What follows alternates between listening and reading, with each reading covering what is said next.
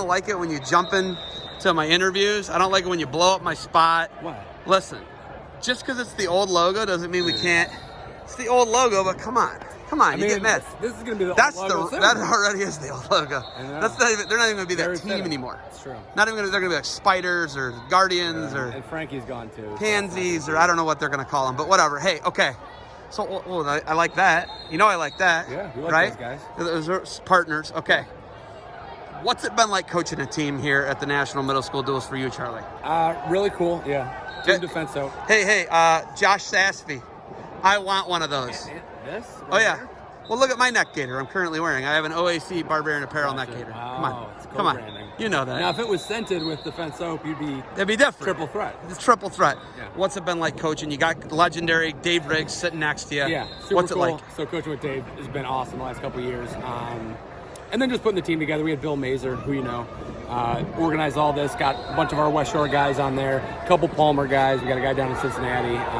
So it really is like a true Team Ohio. It's really exciting. Something we don't usually do, but this year was really cool. And on top of it, I got about 9 other wrestlers on West Shore on all teams. 216 Factory. So it's awesome to see our kids competing, especially this year because you know everything's so touch and go right now. So having our kids compete is super special. And you know. Coaching the Defense SOAP team is special for my career as well. This is the first Defense SOAP team of any type, yes? Yeah. So Bill had this idea last year with Colin Palmer, a guy, and a couple of us. So it was really cool. I think we're doing like 4 events total out to Utah.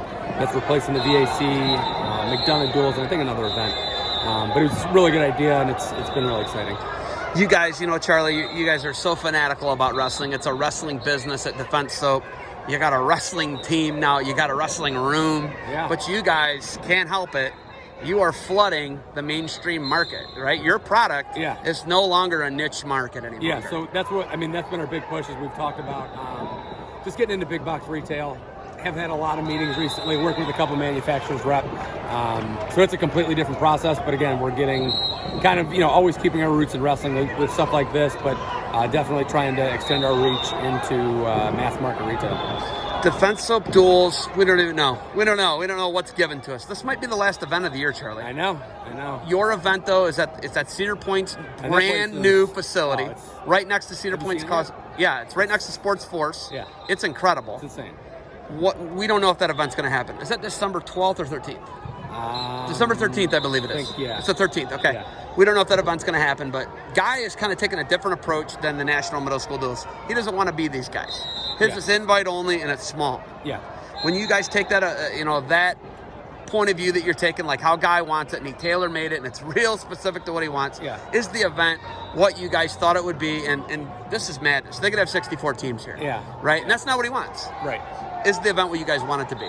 Yeah, we like to keep it small. We like to keep it in control, and just, for the biggest part, we want to make sure that our kids are wrestling the best kids. Here you have a lot of different variables with the different pools and all that, and we wanted to put our team out against the best teams, the best middle school teams in the country, so we're able to control that conversation and make sure that we're getting those matches for our kids. That's what it's about. Of course it's great for wrestling, but it's really good for our kids, and that's what we're trying to develop kids. He stacks the deck against his own team every year. Yeah. I don't like that. But Guy apparently likes it because he does get what it takes, Yeah. Guy wrestled D1, he's an NCAA qualifier, he understands it. You got Gus, Yeah. yourself, Scuffle finalist, I like to put that in there.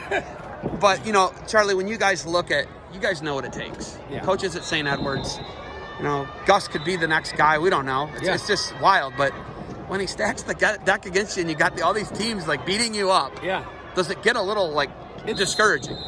I wouldn't say discouraging because I think we kind of see the bigger picture. It's something we've done at St. Ed's for, we put the schedules that we have. I remember my senior year, the first 2 weeks of the season were Iron Man, Beast, and Medina, back to back to back. That was the first 2 weeks of the season. So I think kind of testing the guys and you kind of pull back into the end of the year so that you're peaking at the right time.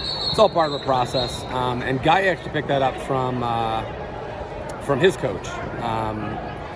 Because Cleveland State used to wrestle like Iowa, the number 1 team in the country every year. It was Bonacci, yeah.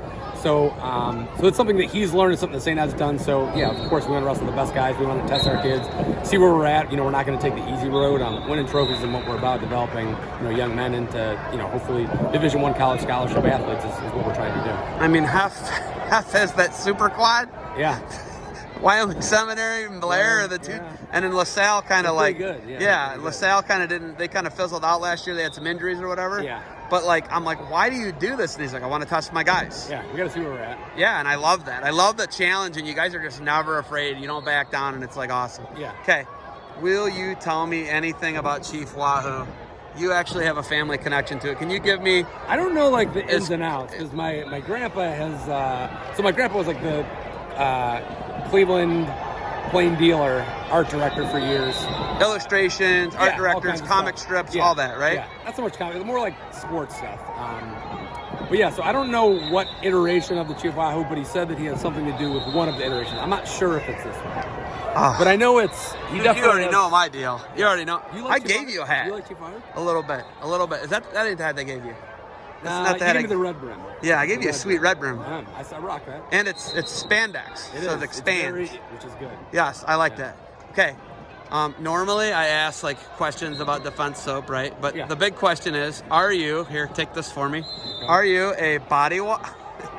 You know what? Are you body wash? Or are you bar? Are you bar or are you body wash? Team body wash. What is Charlie Agozzino? Okay. What do you use in the shower on more? There's 7 days in a week, so you gotta go 4-3 here. Come on. I'm a 2-shower day guy. Morning, I'm going bar. Okay. Night, I'm going gel. That's what I do. You should go into politics. You should go into politics. Thank you for. But the shower tip of the week, and this is something that always is incredible to me, but when people shower, and I've told like 10 people this, like, I never thought of it. When you shower, most people have the water running on them, right?